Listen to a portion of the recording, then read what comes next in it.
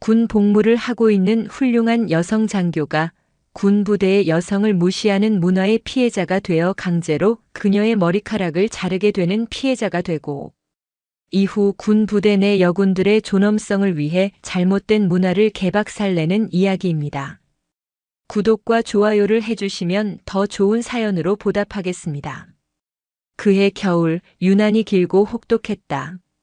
하정인 중위의 강철 같던 다짐은 매일같이 이어지는 김도식 대위의 모욕 앞에서 조금씩 마모되어 갔다.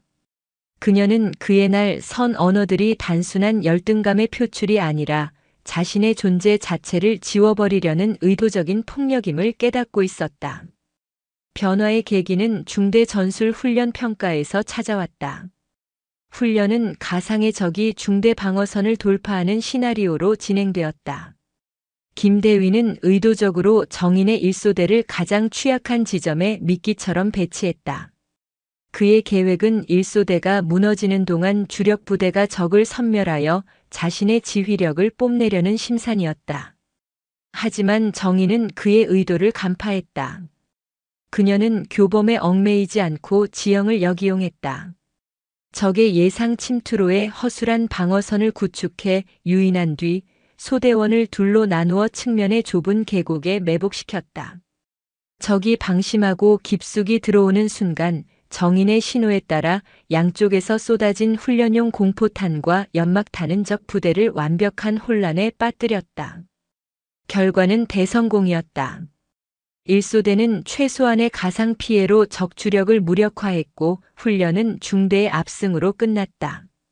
훈련 강평 시간, 대대장의 입에서 하정인 중위와 일소대에 대한 칭찬이 쏟아졌다. 김대위는 수많은 장교와 부사관들 앞에서 억지 미소를 지으며 박수를 쳐야 했다. 그의 얼굴은 웃고 있었지만 눈은 타오르는 불처럼 이글거렸다. 그날 저녁 부대 근처 식당에서 중대 회식이 열렸다. 훈련의 성공을 자축하는 자리였지만 공기는 어색하게 무거웠다. 김대위는 술이 몇 잔 들어가자 작정한 듯 정인이 앉은 테이블로 다가왔다. 이야, 오늘의 영웅, 하중이 아닌가. 그가 과장된 목소리로 외치자 시끄럽던 식당이 순간 조용해졌다. 우리 하중이 덕에 내가 대대장님한테 칭찬을 다 듣고 말이야. 아주 여우처럼 머리가 잘 돌아가던데? 살랑살랑 꼬리치면서 적들을 홀리는 건가? 칭찬을 가장한 명백한 조롱이었다. 여우라는 단어에 담긴 성적인 함의를 모르는 사람은 없었다. 몇몇 부사관이 헛기침을 하며 시선을 피했다. 정인은 아무 말 없이 술잔만 내려다보았다. 그녀의 침묵은 김대위를 더욱 자극했다. 그날 이후 그의 괴롭힘은 비가시적인 압박에서 물리적인 통제로 변했다. 중대 전체의 주말 외박이 허용되었을 때 그는 전방 경계 강화라는 명목으로 정인의 소대에게만 비상대기 명령을 내렸다. 가족 병문안을 위해 정인이 제출한 휴가 신청서는 서류 더미 맨 아래에 처박혔다가 기한이 지나서야 병력 부족이라는 한 줄짜리 사유와 함께 되돌아왔다. 가장 견디기 힘든 것은 언어 폭력이었다. 그는 이제 다른 사람들이 있는 자리에서도 거리낌이 없었다. 어느 날 오후 행정반에서 작전 지도를 보고 있는 정인의 등 뒤에서 그가 말했다. 하중이, 잠깐 나 좀 보자. 정인이 돌아보자 그는 코를 킁킁거리는 신용을 하며 인상을 찌푸렸다. 아, 머리야. 무슨 냄새가 이렇게 진동을 하나. 여군 주제에 군대에 화장품을 얼마나 처바르고 다니는 거야? 너한테서 나는 분 냄새 때문에 역겨워서 작전이고 뭐고 집중이 안 되잖아. 행정반의 모든 움직임이 멈췄다. 타자 치던 소리, 서류 넘기던 소리가 일순간에 사라졌다. 시간은 얼어붙었고 공기는 칼날처럼 날카로워졌다. 정인은 그 자리에 못 박힌 듯 서 있었다. 뺨을 후려치는 것보다 더한 모욕감에 온몸의 피가 역류하는 듯 했다. 하지만 그녀 주변의 동료들은 약속이라도 한 듯 모니터에 고개를 파묻거나 딴청을 피울 뿐이었다. 그들은 침묵의 공모자였다. 그날 밤 정인은 숙소에서 밤새 잠을 이루지 못했다. 이대로는 안 된다. 이대로 가다가는 군인이기 이전에 한 인간으로서 부서져 버릴 것 같았다. 그녀는 도움을 청할 곳을 떠올려 봤지만 막막했다. 육사 동기들은 각자 다른 부대에서 고군분투하고 있었고 이런 문제를 함부로 털어놓았다가는 조직에 적응 못하는 문제아라는 낙인만 찍힐 뿐이었다. 국방 헬프라인? 신고하면 조사가 시작되겠지만 증거 없는 신고는 결국 하극상으로 변질될 수 있었다. 그녀가 잃을 것은 너무나도 많았다. 그때였다. 뇌리를 스치는 하나의 생각. 증거. 만약 이 모든 순간이 기록된다면 복수를 위해서가 아니었다. 최소한 나 자신을 지키기 위해 이 부조리한 현실이 나의 망상이 아님을 증명하기 위해 생존을 위한 마지막 무기가 필요했다. 결심은 순식간에 행동으로 이어졌다. 다음 휴가 때 정희는 목적지를 부모님 댁이 아닌 서울 용산으로 잡았다. 군복을 벗고 평범한 청바지와 스웨터 차림으로 나선 용산 전자상가는 별세계였다. 수많은 인파와 현란한 불빛, 호객하는 목소리들 속에서 그녀는 이방인이 된 기분이었다. 몇 군데를 헤맨 끝에 그녀는 보안 장비 전문이라는 팻말이 붙은 허름한 상점 안으로 들어섰다. 가게 주인은 그녀를 위아래로 훑어보더니 무심하게 물었다. 뭘 찾으시나? 녹화되는 펜 있나요? 작고 티 안 나는 걸로요. 주인은 말없이 유리 진열장 한쪽을 가리켰다. 그곳에는 온갖 형태의 소형 카메라들이 있었다. 단추, 안경, USB 그리고 만년필. 정희는 그중 가장 평범해 보이는 검은색 만년필 하나를 가리켰다. 이걸로 할게요. 주인은 만년필을 꺼내 사용법을 간단히 설명해 주었다. 펜촉을 돌리면 렌즈가 나오고 클립 윗부분을 누르면 녹화가 시작된다고 했다. 고화질 영상에 배터리도 4시간 이상 지속된다고 했다. 가격은 월급의 상당 부분을 차지할 만큼 비쌌다. 그녀는 망설임 없이 카드를 내밀었다. 화천으로 돌아오는 버스 안 정인의 손에는 작은 쇼핑백이 들려 있었다. 그 안에는 그녀의 마지막 보루가 보이지 않는 총구가 담겨 있었다. 차창 밖으로 서울의 불빛이 멀어지고 다시 짙은 어둠이 깔리기 시작했다. 정희는 손안에 펜 케이스를 굳게 움켜쥐었다. 그녀의 눈빛은 더 이상 슬픔이나 분노에 젖어 있지 않았다. 차갑고 고요하고 강철처럼 단단했다. 다음 날 아침 정희는 출근 준비를 하며 책상 위에 놓인 만년필을 한참 동안 응시했다. 평범한 필기구. 하지만 그녀에게 그것은 이제 세상에서 가장 무거운 물건이었다. 심장이 세차게 방망이질 쳤다. 이것을 사용하는 순간 그녀는 돌이킬 수 없는 강을 건너는 것이었다. 실패하면 모든 것이 끝장이다. 그녀는 만년필을 전투복 상의 왼쪽 주머니, 심장과 가장 가까운 곳에 꽂았다. 펜의 차가운 감촉이 옷을 뚫고 피부에 와닿는 듯 했다. 첫 번째 기회는 생각보다 빨리 찾아왔다. 오전 정례보고 시간. 정희는 김도식 대위의 호출을 받고 중대장실로 향했다. 문고리를 잡은 손에 땀이 흥건했다. 그녀는 심호흡을 한 번 하고 주머니 속으로 손을 넣어 만년필 클립 윗부분을 살짝 딸깍 눌렀다. 아주 작은 소리였지만 그녀의 귀에는 천둥처럼 크게 들렸다. 렌즈가 작동하고 있다는 신호인 작은 LED 불빛이 1초간 반짝였다 사라지는 것을 누구도 보지 못했을 것이다. 들어와. 문을 열고 들어가자 김대위는 평소처럼 다리를 꼬고 앉아 그녀를 기다리고 있었다. 어제 야간 근무자들 상태 보고해봐. 예, 보고 드리겠습니다. 어젯밤. 정인이 보고를 시작하려는 순간 김대위가 말을 잘랐다. 그는 책상 서랍에서 무언가를 꺼내 그녀 앞으로 집어 던졌다. 정인이 지난번에 제출했던 작전 효율성 개선 보고서였다. 종이들이 바닥에 어지럽게 흩어졌다.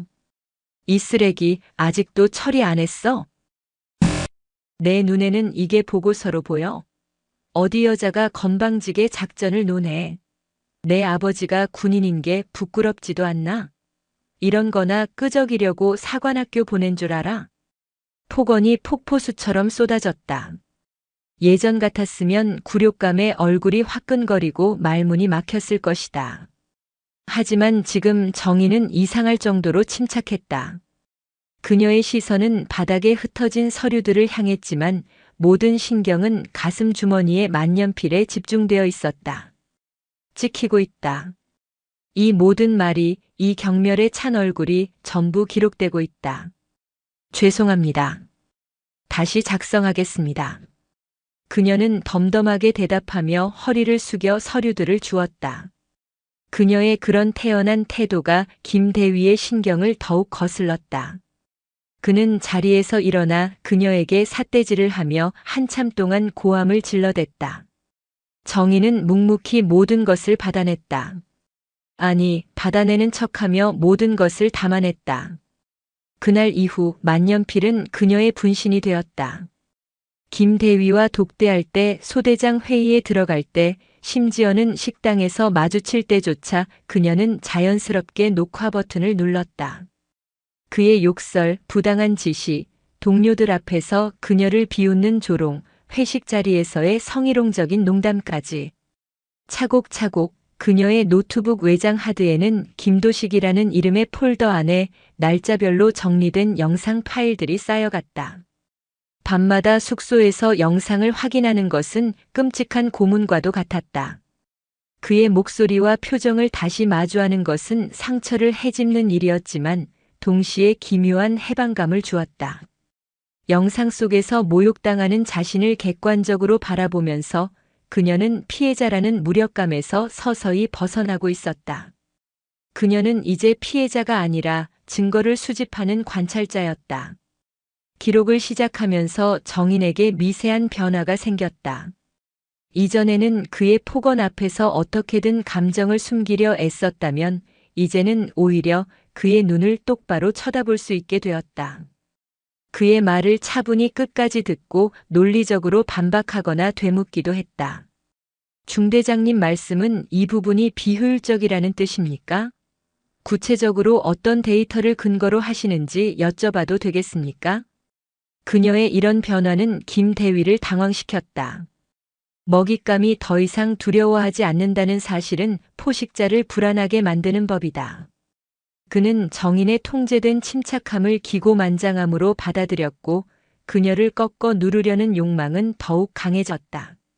그리고 마침내 그가 칼을 빼들 기회가 찾아왔다. 12월의 어느 날 연대 전체의 대규모 혹한기 훈련 명령이 하달되었다.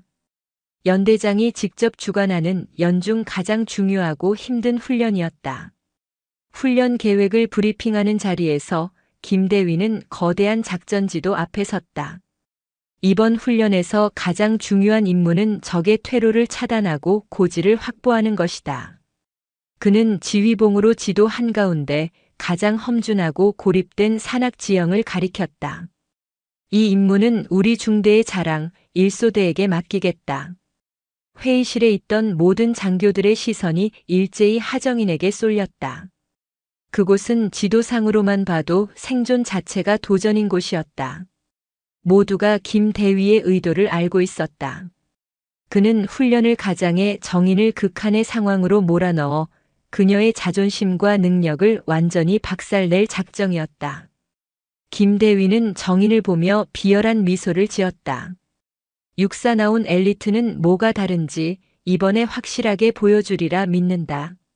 할 수 있겠나 하중이? 공개적인 압박이자 거절할 수 없는 명령이었다. 정희는 자리에서 일어났다. 회의실의 모든 시선이 그녀의 입술에 집중되었다. 그녀는 김대위의 눈을 피하지 않고 똑바로 마주 보았다. 그리고 가슴 주머니에 꽂힌 만년필을 무의식적으로 매만지며 낮지만 단호한 목소리로 대답했다. 예, 알겠습니다. 임무 완수하겠습니다. 그녀의 대답에 김대위의 입가에 걸린 미소가 더욱 짙어졌다. 함정 속으로 제 발로 걸어 들어온 것을 환영하는 듯한 잔인한 미소였다. 정희는 그 미소의 의미를 정확히 읽었다. 이것은 단순한 훈련이 아니었다. 그녀의 군 생활을 건 거대한 전쟁의 서막이었다. 혹한기 훈련이 시작된 지 사흘째 하정인 중위의 일소대는 적진 깊숙한 곳에 완전히 고립되었다.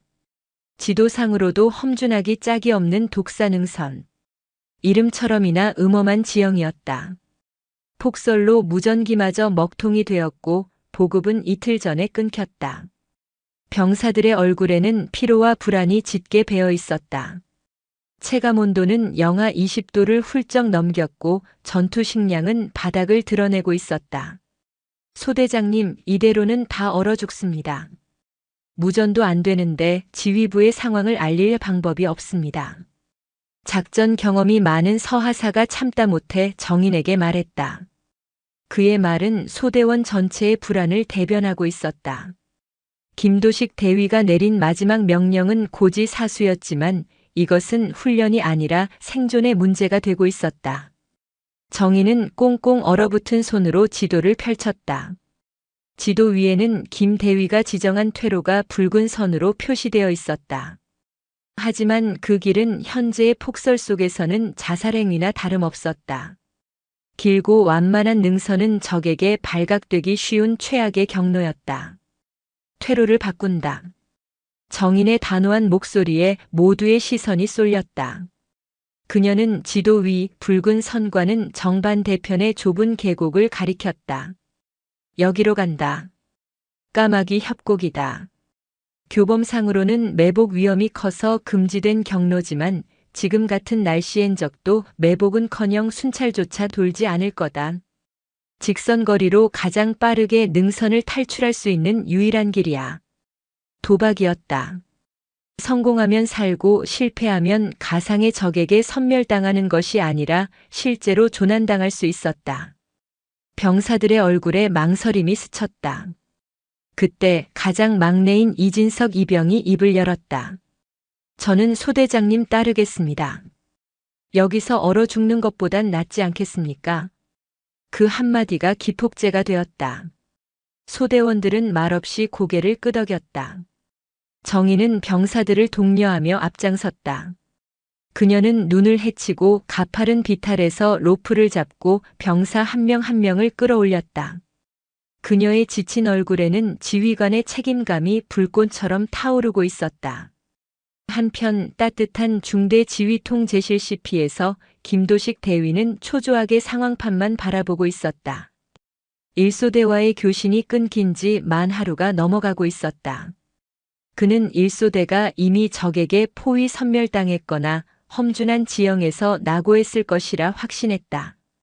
그는 자신의 함정에 스스로 걸어 들어간 정인의 무능함을 조롱할 준비를 하고 있었다. 바로 그때 연대 지휘소로부터 긴급 무전이 들어왔다. 의독수리, 독수리. 귀중대 일소대가 방금 전 적 지휘소의 후방을 급습, 적 지휘관을 생포했다. 반복한다. 일소대가 적 지휘관을 생포했다. 김 대위의 얼굴이 하얗게 질렸다. 불가능한 일이었다. 까마귀 협곡을 통해 적의 허를 찌른 일소대의 활약은 훈련의 판도를 완전히 뒤집어 놓았다. 정인의 도박은 완벽한 성공으로 끝났다. 훈련이 끝나고 부대로 복귀하는 길 병사들은 영웅이 된 일소대와 하정인 중위를 향해 환호를 보냈다. 훈련 강평 시간 연대장은 이례적으로 하중위를 단상 앞으로 불러내 직접 그녀의 어깨에 훈장을 달아주며 격려했다. 하중위의 용기와 판단력이 우리 연대의 승리를 이끌었다. 모두 하중위에게 큰 박수를. 우레와 같은 박수 소리가 강당을 가득 메웠다. 정희는 덤덤한 표정으로 격려했지만 가슴 벅찬 감동을 느꼈다. 자신의 노력이, 자신의 실력이 드디어 인정받는 순간이었다. 하지만 그녀는 보지 못했다. 장교석 한 구석에서 앉아있는 김도식 대위의 얼굴이 어떻게 증오와 사리로 일그러지고 있는지를. 그는 자신에게 쏟아져야 할 모든 스포트라이트를 앗아간 저 어린 여군 장교를 절대로 용서할 수 없었다. 그의 마음속에서 무언가 검고 질긴 것이 툭 하고 끊어지는 소리가 났다. 혹한기 훈련이 끝난 날 밤 사단은 이례적인 성공을 축하하기 위해 전 부대원에게 삼겹살과 소주를 지급했다. 각 중대는 난방이 되는 정비고나 식당에 모여 지친 몸을 녹이며 회포를 풀었다. 일소대의 영웅적인 활약 덕분에 김도식 대위의 중대 역시 축제 분위기였다. 하지만 김 대위는 그 분위기에 전혀 섞이지 못했다. 그는 잔에 술이 비기 무섭게 혼자 들이켜고 있었다. 그의 눈은 줄곧 테이블 저편에서 소대원들의 칭찬에 둘러싸여 옅은 미소를 짓고 있는 하정인을 향해 있었다. 자정이 가까워질 무렵 잔뜩 취한 김 대위가 비틀거리며 자리에서 일어났다. 그는 술병을 들고 정인이 있는 테이블로 다가갔다. 자자, 다들 조용. 우리 중대의 영웅, 아니 우리 연대의 영웅. 하정인 중위님께 내가 술 한 잔 따라야 하지 않겠어? 그의 고함에 소란스럽던 공간이 삽시간에 조용해졌다. 정인은 자리에서 일어나 그가 따라주는 술을 받았다. 김대위는 정인의 어깨를 강하게 붙들고 모두를 향해 외쳤다. 여러분, 이 하중이를 보십시오. 사관학교 나온 엘리트에 얼굴도 예쁘장하고 이번 훈련에선 아주 여우처럼 머리를 써서 공까지 세웠습니다. 이야, 정말 대단하지 않습니까? 칭찬이었지만 그 안에 담긴 가시를 느끼지 못하는 사람은 없었다. 그는 정인의 귀에 대고 속삭였다. 그런데 말이야, 하중이. 군인은 머리로만 싸우는 게 아니야. 깡하고 군기가 있어야지. 안 그래? 근데 넌 너무 여자 같아. 순간 김 대위의 눈빛이 번뜩였다. 그는 갑자기 테이블 옆에 놓여있던 병사의 정비 공구함으로 다가갔다. 그는 공구함을 뒤지더니 기름때가 묻은 커다란 가위를 꺼내 들었다. 철컥하고 가위날을 부딪히는 소리가 섬뜩하게 울렸다. 군기가 빠졌으면 채워넣는 게 중대장 임무지. 우리 하중이 머리가 너무 긴 것 같지 않아? 여군 티가 너무 나잖아. 그는 비틀거리며 정인에게 다가왔다. 장내는 숨막히는 정적으로 가득 찼다. 누구도 그를 말리지 않았다. 아니, 말릴 엄두조차 내지 못했다. 정인은 뒷걸음질 치려 했지만 김 대위가 그녀의 팔을 낚아챘다. 그의 힘은 상상 이상으로 강했다. 중대장님, 이러시면 안 됩니다. 정인이 외쳤지만 그는 들은 척도 하지 않았다. 가만히 있어. 선배가 후배 군기 잡아주겠다는데 어디서 토를 달아. 그는 정인의 머리채를 한 움큼 움켜쥐었다. 그리고 모두가 보는 앞에서 기름때 묻은 가위로 그녀의 머리카락을 서걱, 서걱 소리를 내며 잘라내기 시작했다. 그것은 이발이 아니었다. 명백한 폭력이자 능욕이었다. 정성 들여 길렀던 머리카락 뭉치들이 힘없이 바닥으로 떨어져 내렸다. 흙먼지와 삼겹살 기름으로 얼룩진 더러운 바닥 위로. 정인의 눈에서 뜨거운 눈물이 솟구쳤다. 하지만 그녀는 소리내어 울지 않았다. 아니, 울 수조차 없었다. 온몸이 얼어붙은 듯 굳어버렸고 귀에서는 수십 개의 사이렌이 울리는 듯한 이명만이 들렸다. 주변에 수십 명의 시선이 느껴졌다. 동정과 경악 그리고 일말의 호기심이 담긴 그 비겁한 시선들. 하지만 그들 중 누구 하나 나서는 이가 없었다. 그들의 침묵은 김도식의 폭력에 동조하는 것과 같았다. 김대위는 듬성듬성 잘려나간 정인의 머리를 보고 만족스러운 듯 웃었다. 자, 이제 좀 군인 같네. 안 그래? 그는 가위를 바닥에 던지고 자기 자리로 돌아가 다시 술을 마시기 시작했다. 마치 아무 일도 없었다는 듯이. 정인은 그 자리에 망연자실 서 있었다. 발밑에 흩어진 자신의 머리카락과 그것을 애써 외면하는 사람들의 비겁한 눈빛과 그리고 이 모든 것을 가능하게 한 이 거대한 조직의 폭력성 앞에서 그녀의 존엄은 산산조각 나 있었다. 그때 그녀의 손이 본능적으로 가슴 주머니로 향했다. 그 안에는 여전히 그 차갑고 단단한 만년필이 들어 있었다. 그녀는 떨리는 손으로 만년필을 꽉 움켜쥐었다. 그 보이지 않는 총구는 이 끔찍한 순간의 모든 것을, 소리, 공기, 냄새, 그리고 침묵까지도 남김없이 기록하고 있었다. 회식 자리는 아무 일도 없었다는 듯 파했다. 정희는 비틀거리는 걸음으로 숙소로 돌아왔다. 문을 잠그자마자 그녀는 화장실 거울 앞에 섰다. 거울 속에는 괴물이 서 있었다. 쥐가 파먹은 것처럼 엉망으로 잘려나간 머리카락, 눈물과 흙먼지로 얼룩진 얼굴, 초점을 잃은 눈동자. 그녀는 자신의 모습을 보고 헛구역질을 했다. 그리고 결국 참았던 울음이 터져 나왔다. 서러움과 분노, 굴욕감, 그리고 깊은 절망감이 뒤섞인 통곡이었다. 한참을 그렇게 울다 지쳐 그녀는 차가운 타일 바닥에 주저앉았다. 다음 날 부대는 기묘한 침묵에 휩싸였다. 모두가 어젯밤의 사건을 알고 있었지만 누구도 그것을 입에 올리지 않았다. 병사들은 정인의 눈을 피했고 간부들은 그녀를 유령처럼 대했다. 어젯밤의 끔찍한 폭력은 하룻밤 사이에 술김에 일어난 해프닝, 짓궂은 장난 정도로 격화되어 공기 중에 떠돌았다. 정희는 묵묵히 자신의 일을 처리했다. 엉망이 된 머리를 대충 수습하고 평소처럼 소대원들을 지휘했다. 하지만 그녀의 내면은 이미 무너져 내리고 있었다. 가장 힘들었던 것은 그녀를 향한 동정 어린 시선이었다. 작전과장이었던 박대위는 복도에서 그녀를 마주치자 잠시 머뭇거리더니 하중위 힘내라. 원래 군 생활 다 그런 거다라며 어깨를 두드리고 지나갔다. 그의 위로는 칼날이 되어 정인의 심장을 찔렀다. 다 그런 것이라니. 이 끔찍한 폭력이 당연한 것이라니. 그녀를 더 깊은 절망으로 빠뜨린 것은 서하사의 태도였다. 평소 그녀를 가장 잘 따르고 이해해주던 그였다. 그는 점호가 끝난 뒤 정인을 찾아왔다. 그는 한참 동안 땅바닥만 내려다보더니 어렵게 입을 열었다. 소대장님 죄송합니다. 어제 제가 나섰어야 했는데. 그의 눈에는 진심 어린 죄책감이 담겨 있었다. 하지만 그는 이내 고개를 저었다. 하지만 저도 처자식이 있는 몸이라 김대위님께 밉보이면 어떻게 될지. 그는 말을 잇지 못했다. 정희는 아무 말도 하지 않았다.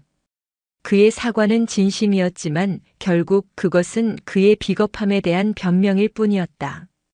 그녀는 이 거대한 조직 안에서 자신이 얼마나 철저하게 혼자인지를 다시 한번 깨달았다. 모두가 침묵의 공모자였다. 그날 밤 정희는 자신의 방에서 외장 하드를 노트북에 연결했다. KDS 폴더 안 어제 날짜로 저장된 영상 파일을 열었다.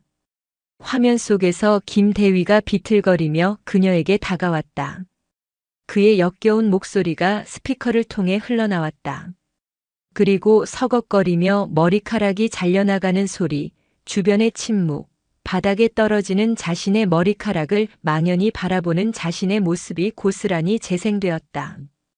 그녀는 눈물 없이 그 영상을 몇 번이고 돌려보았다. 영상 속의 자신은 더 이상 그녀가 아니었다. 객관적인 증거, 명백한 피해의 기록이었다. 이 기록이 있는데 여기서 무너질 수는 없었다. 여기서 침묵하면 나는 그들의 공모자가 되는 것이다. 정희는 자리에서 일어났다. 그녀는 책상 서랍 깊숙한 곳에서 수첩을 꺼냈다. 그곳에는 만약을 위해 적어두었던 번호가 있었다. 국방 헬프라인 1303. 수화기를 드는 손이 미세하게 떨렸다. 신고하는 순간 그녀의 군 생활은 어떻게 될지 모른다. 조직 부적응자, 내부 고발자라는 낙인이 찍힐 것이다. 어쩌면 불명예 전역을 하게 될지도 모른다. 하지만 이대로 침묵하며 살아가는 것은 죽는 것과 같았다. 거울 속 괴물 같은 모습으로 평생을 살아갈 수는 없었다. 그녀는 심호흡을 한 번 하고 번호를 눌렀다. 몇 번의 신호음 끝에 차분한 목소리가 들려왔다. 은혜 국방 헬프라인입니다. 무엇을 도와드릴까요? 정희는 잠시 망설였다. 목이 메어 소리가 나오지 않았다. 하지만 그녀는 굳게 다문 입술을 열었다. 자신의 존엄을 되찾기 위한 이 길고 외로운 싸움의 시작이었다. 군 인권 침해 관련해서 제보할 것이 있습니다. 하정인 중위의 신고 전화는 거대한 톱니바퀴 속 작은 모래알 같았다. 처음 며칠간 부대는 아무런 변화가 없는 듯 보였다. 김도식 대위는 여전히 중대장 행세를 했고 병사들은 훈련을 받았으며 철책의 밤은 변함없이 추웠다. 정희는 매일 불안과 싸워야 했다. 자신의 신고가 묵살된 것은 아닐까? 혹은 조사가 시작되기도 전에 김 대위의 귀에 들어가 보복을 당하게 되는 것은 아닐까? 그녀는 이전보다 더 깊은 침묵 속으로 자신을 가두었다. 변화는 아주 사소한 것에서부터 시작되었다. 일주일쯤 지났을까 부대에 새로운 장교 한 명이 전입해왔다. 국방부 직할 부대에서 파견 근무를 나왔다는 박민우 소령이었다. 그의 공식적인 임무는 동계 작전 대비 태세 점검 및 보고서 작성이었다. 그는 서글서글한 인상에 누구에게나 격에 없이 대했고 부대 시설을 둘러보거나 병사들과 함께 식사하며 스스럼 없이 어울렸다. 하지만 정희는 그에게서 미묘한 위화감을 느꼈다. 그는 평범한 질문을 던지는 척하면서 대화의 핵심을 꿰뚫었고 상대방이 무심코 뱉은 말 한마디도 놓치지 않고 기억했다. 그의 시선은 부대의 표면적인 모습 넘어 그 안에 감춰진 관계와 권력의 역학을 훑고 있는 듯했다. 박소령은 특히 김도식 대위에게 자주 접근했다. 그는 김 대위의 비위를 맞추며 함께 담배를 피우고 술잔을 기울였다. 이야 김 대위님. 중대 지휘하시는 걸 보니 보통 카리스마가 아니십니다. 병사들 군기가 아주 빡 잡혀 있던데요. 비결이 뭡니까? 김 대위는 박소령이 상급 부대에서 온 엘리트라는 사실에 한껏 고무되어 자신의 무용담을 늘어놓기 시작했다. 그는 자신이 얼마나 강하게 부대를 장악하고 있는지, 심지어는 요즘 애들 빠져가지고 가끔은 몽둥이가 약이라는 위험한 발언까지 서슴지 않았다. 그는 박소령의 경청하는 태도를 자신에 대한 존경으로 착각했다. 박소령은 정인에게도 몇 번인가 말을 걸어왔다. 그는 엉망으로 잘린 그녀의 머리를 보고도 아무것도 묻지 않았다. 그저 훈련에 대한 일반적인 질문을 던질 뿐이었다. 하중이 혹한기 훈련 때 고생 많았다고 들었네. 일소대가 아니었으면 큰일 날 뻔했다고. 근데 중대장님은 하중이가 너무 교범에만 의존한다고 걱정하시던데 실제로는 다른가 봐. 그는 마치 가십을 이야기하듯 가볍게 물었다. 정희는 박소령의 의도를 파악하려 애쓰며 신중하게 대답했다. 작전은 상황에 따라 유연하게 대처해야 한다고 생각합니다. 그렇지. 유연한 대처. 좋은 말이야. 박소령은 고개를 끄덕이며 웃었다.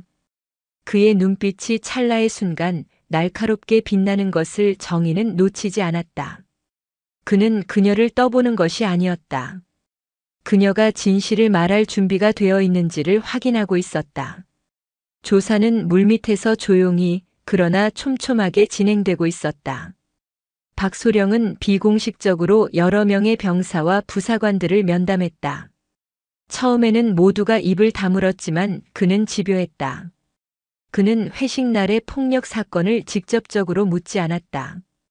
대신 평소 김 대위의 언행이나 부대 분위기, 하중위에 대한 평가 등을 물으며 퍼즐 조각을 맞춰 나갔다. 결정적인 증언은 의외의 인물에게서 나왔다. 정인에게 죄책감을 토로했던 서하사였다. 박소령은 그를 따로 불러내 그의 가족 사진을 보여주며 대화를 시작했다. 아이 이야기를 한참 하던 박소령이 툭 던지듯 물었다. 서하사, 자네 딸이 나중에 커서 군인이 되겠다고 하면 어쩔 텐가? 그것도 하중이 같은 유능한 여군으로 말이야. 그런데 자네 딸이 단지 여자라는 이유로 머리카락을 잘리고 모욕을 당한다면 그래도 가만히 있을 건가? 서하사의 얼굴이 하얗게 굳었다. 그의 눈동자가 심하게 흔들렸다. 박소령의 질문은 그의 가장 약한 부분을, 아버지로서의 양심을 정면으로 찔러왔다. 한참을 침묵하던 서하사는 마침내 무너지듯 입을 열었다.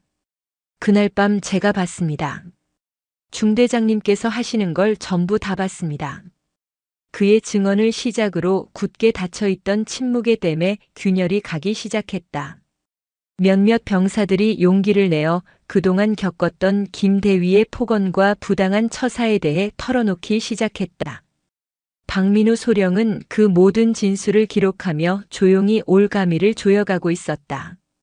이제 마지막 퍼즐 조각은 피해 당사자인 하정인 중위의 손에 들려 있었다. 박민우 소령의 조사가 막바지에 이를 무렵 그는 하정인 중위를 부대방 화천 읍내의 한적한 찻집으로 불러냈다. 군복을 벗은 두 사람의 만남은 평범해 보였지만 그곳에는 무거운 긴장감이 흘렀다. 박소령은 더 이상 서글서글한 파견 장교가 아니었다. 그의 눈빛은 국방부 조사관의 냉철함으로 가득 차 있었다. 하중이 그동안 마음고생 심했을 거라 생각하네. 그의 첫마디였다. 정희는 아무 말 없이 고개만 숙였다. 여러 사람의 진술을 확보했어. 김도식 대위의 폭언, 부당한 지시, 그리고 회식날 있었던 일까지. 하지만 결정적인 증거가 필요해. 김 대위는 아마 끝까지 부인할 걸세. 술김의 한 장난이었다. 군기 확립을 위한 훈육이었다. 그런 식으로 빠져나가려고 하겠지. 박소령은 정인의 눈을 똑바로 바라보았다. 자네를 믿네. 하지만 법과 규정은 감정이 아니라 증거로 말하는 거야. 혹시 그날의 기록 가지고 있나? 정인은 잠시 망설였다. 이 순간을 얼마나 기다렸던가. 하지만 동시에 두려웠다. 이 판도라의 상자를 여는 순간 자신은 더 이상 예전으로 돌아갈 수 없을 것이다. 그녀는 가방에서 작은 외장 하드를 꺼내 테이블 위에 올려놓았다. 모든 것이 담겨 있습니다. 박소령은 외장 하드를 받아들고는 말없이 고개를 끄덕였다. 그의 얼굴에 짧은 안도와 비장함이 스쳐 지나갔다. 한편 김도식 대위는 부대 분위기가 심상치 않음을 느끼고 있었다. 박소령의 행동은 여전히 친근했지만 그가 던지는 질문들은 점점 더 자신을 옥죄어 오는 듯 했다. 몇몇 병사들이 자신을 피하는 듯한 느낌도 들었다. 그는 자신의 폭력적인 행동들이 문제가 될 수 있다는 생각은 꿈에도 하지 못했다. 그저 육사 출신인 하정인이 상급 부대에 꼬리를 쳐서 자신을 음해하려는 것이라 지레짐작했다. 그는 정인을 향한 압박을 더욱 노골적으로 강화했다. 사소한 실수를 트집 잡아 전체 소대원 앞에서 고함을 치거나 일부러 가장 힘든 작업을 그녀의 소대에 떠넘겼다. 그의 행동은 불안감의 발로였지만 결과적으로는 자신의 폭력성을 더욱 명확하게 증명하는 꼴이 되고 있었다. 마침내 국방부 감찰단의 공식 소환장이 김도식 대위에게 전달되었다. 부대 내 가혹 행위 및 직권 남용 혐의라는 소환 사유를 본 그의 얼굴은 분노로 벌겋게 달아올랐다. 감히 계집애 따위가 나를 물어. 그는 이 모든 것이 하정인의 계략이라고 확신했다. 그는 공식 조사가 시작되기 전에 정인을 완전히 꺾어버리기로 마음먹었다. 그날 밤 그는 술에 취한 채 정인의 숙소 문을 두드렸다. 하정인, 문 열어. 너 나한테 무슨 짓을 한 거야? 정인은 문을 열지 않았다. 김대위는 문을 발로 차고 주먹으로 치며 온갖 욕설을 퍼부었다. 그의 난동은 순찰을 돌던 당직 사관에게 제지당하면서 끝이 났지만 이 사건 역시 고스란히 보고되었다. 김대위는 스스로 자신의 목에 올가미를 단단히 채운 셈이었다. 며칠 후 하정인 중위와 김도식 대위는 각각 다른 날, 다른 시간에 국방부 특별조사위원회에 출석했다. 정인은 조사관들 앞에서 담담하게 그동안 있었던 일들을 진술했다. 그리고 박민우 소령은 그녀가 제출한 외장 하드를 위원회에 공식 증거물로 제출했다. 올가미는 이제 방아쇠만 당기면 되는 상태였다. 국방부 특별조사위원회 대회의실. 디귿자 형태로 배치된 테이블에는 무거운 표정의 위원들이 앉아 있었다. 맞은편 증인석에는 김도식 대위가 잔뜩 상기된 얼굴로 앉아 있었다. 그는 자신의 혐의를 전면 부인하고 있었다. 저는 결코 하중이를 사적으로 괴롭힌 적이 없습니다. 모두 부대 단결과 군기 확립을 위한 정당한 지휘 활동이었습니다. 머리를 자른 것도 술김의 격려 차원에서 한 장난일 뿐 폭력의 의도는 전혀 없었습니다. 그의 뻔뻔한 변명에 위원들의 표정이 차갑게 굳어갔다. 위원장이 나직이 말했다. 김도식 대위. 그렇다면 지금부터 증거 영상을 하나 보겠습니다. 회의실 전면에 설치된 대형 스크린이 켜졌다. 처음에는 지지직거리는 소음과 함께 흔들리는 화면이 나타났다. 곧이어 익숙한 중대장실의 풍경이 보였다. 그리고 김 대위 자신의 목소리가 회의실에 울려 퍼졌다. 이 쓰레기 아직도 처리 안 했어? 어디 여자가 건방지게 작전을 노네. 김 대위의 얼굴이 하얗게 질리기 시작했다. 영상은 계속해서 재생되었다. 행정반에서 정인을 모욕하던 장면, 회식 자리에서 성희롱적인 농담을 던지던 장면, 그리고 마침내 어둡고 소란스러운 회식 자리. 비틀거리며 다가오는 자신의 모습. 그리고 기름때 묻은 가위를 들고 정인의 머리카락을 서걱거리며 잘라내는 충격적인 장면이 대형 화면 가득 클로즈업되었다. 정인의 저항하는 목소리와 그것을 비웃는 자신의 잔인한 웃음소리. 그리고 그 모든 것을 외면하던 수십 명의 침묵하는 눈동자들까지. 영상은 그날의 진실을 날 것 그대로 폭로하고 있었다. 김 대위는 스크린 속 자신의 모습을 보며 사시나무 떨듯 떨기 시작했다. 그의 모든 거짓말과 변명은 한 편의 영상 앞에서 산산조각 나버렸다. 이건 조작이야. 저 계집애가 나를 함정에 빠뜨리려고. 그의 발악에 가까운 외침은 공허했다. 위원장은 차가운 목소리로 말했다. 김도식 대위. 영상은 국립과학수사연구원의 분석 결과 어떠한 편집이나 조작의 흔적도 없는 원본임이 확인되었습니다. 심판은 끝났다. 며칠 후 김도식 대위에 대한 징계위원회의 결정이 내려졌다. 파면. 군인으로서 받을 수 있는 가장 불명예스러운 처벌이었다. 그의 군 생활은 그렇게 막을 내렸다. 그의 파면 소식이 부대에 전해지자 부대는 술렁였다. 특히 그날 밤 침묵으로 폭력에 동조했던 이들은 깊은 충격과 부끄러움에 휩싸였다. 그들은 자신들의 비겁함이 어떤 결과를 낳았는지를 똑똑히 마주해야 했다. 하정인 중위는 후방의 육군보병학교 교관으로 발령받았다. 화천을 떠나는 날 그녀는 자신을 배웅 나온 몇몇 소대원들과 서하사의 인사를 받았다.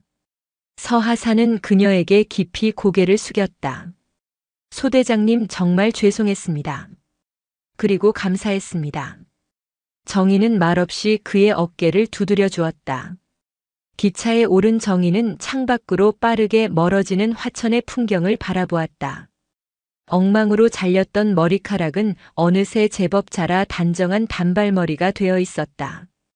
그것은 상처의 흔적이자 동시에 부당함에 맞서 싸운 용기의 훈장이었다. 그녀는 이 길고 어두운 터널을 마침내 빠져나왔음을 실감했다. 그녀의 기록은 한 개인의 복수에서 그치지 않고 거대한 조직의 골마 터진 환부를 드러내고 더 나은 변화를 위한 작은 씨앗을 심은 것이었다. 강철은 티셔츠처럼 쉽게 찢어지지 않는다. 휘어지고 상처 입을 수는 있어도 결코 부러지지 않는다. 정의는 이제 새로운 곳에서 새로운 시작을 할 것이다. 더 단단하고 강해진 모습으로. 김도식 대위가 군복을 벗고 하정인 중위가 화천을 떠난 지 6달이 흘렀다. 혹독했던 화천의 겨울은 까마득한 예실처럼 느껴졌고 그녀가 새로 부임한 전라남도 장성의 육군보병학교에는 따스한 봄볕이 내리고 있었다. 최전방 철책의 긴장감 대신 이곳은 파릇파릇한 잔디와 갓 임관한 초급 장교들의 함성으로 활기가 넘쳤다. 하정인 중위는 이제 하정인 교관으로 불렸다. 그녀는 신임 소위들을 대상으로 분대 전투 기술과 소대 지휘 실무를 가르쳤다. 그녀의 강의는 인기가 많았다. 딱딱한 교범을 읊는 대신 최전방에서 직접 몸으로 겪었던 생생한 경험을 녹여냈기 때문이었다. 그녀는 전술뿐만 아니라 지휘관이 가져야 할 책임감과 부하들을 대하는 태도에 대해서도 끊임없이 강조했다. 여러분은 곧 누군가의 생명을 책임져야 할 지휘관이 됩니다. 전장에서 가장 무서운 적은 북쪽의 군인이 아닐지도 모릅니다.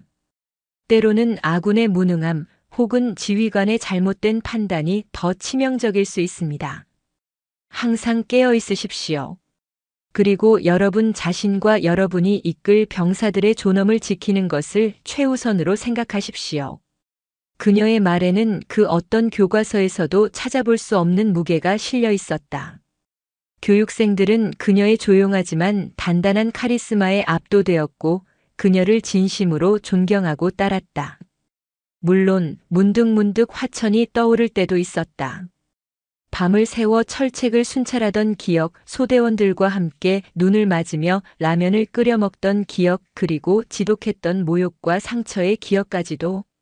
그녀는 최전방에서의 군 생활을 사랑했다. 어쩌면 교관으로 발령이 난 것은 조직이 그녀의 용감한 행동에 대한 보상을 주는 동시에 더 이상 문제를 일으키지 않기를 바라는 일종의 명예로운 추방일지도 모른다고 생각했다. 그 사실이 때때로 그녀의 마음을 씁쓸하게 만들었다. 하지만 그녀는 더 이상 과거에 얽매이지 않았다. 어느 날 오후 강의를 마친 정희는 교정의 벤치에 앉아 잠시 숨을 골랐다. 그녀의 머리는 이제 어깨에 살짝 닿을 정도로 자라 있었다. 그녀는 무심코 머리카락을 쓸어 넘기다 손끝을 멈췄다. 그날의 끔찍했던 가위의 감촉, 바닥에 흩어지던 머리카락의 이미지가 희미하게 스쳐 지나갔다. 하지만 더 이상 고통스럽지는 않았다. 그 흉터는 아물었고 이제는 굳은 살이 박여 그녀의 일부가 되었다. 그녀는 거울에 비친 자신의 모습을 떠올렸다. 단정하게 자리 잡은 단발머리는 이제 부끄러운 상처의 흔적이 아니었다.